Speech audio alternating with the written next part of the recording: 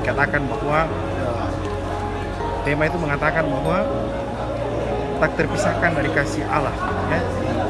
Cinta kasih Kristus itu tidak dapat memisahkan kita dari apapun perbuatan dosa kita. Hari ini Tuhan tunjukkan kepada kita bahwa Tuhan begitu mencintai kita.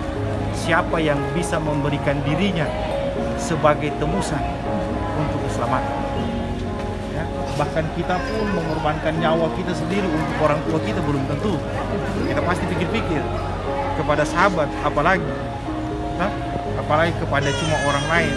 Tetapi Tuhan Yesus hari ini menunjukkan kepada seluruh dunia, teristimewa tentu saja kepada orang Kristen, bahwa dia terlalu mencintai dunia, dia terlalu mencintai manusia, dan karena itu lalu Tuhan Yesus merelakan dan mempersembahkan nyawanya sebagai tebusan bagi dosa-dosa.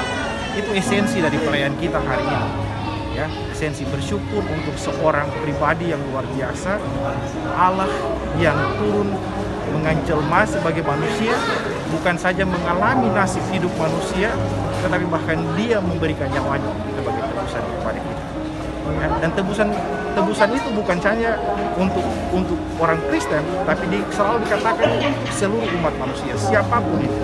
Saya kira begitu yang hari ini kita hayati dalam perayaan Jumat Agung Akbar hari ini.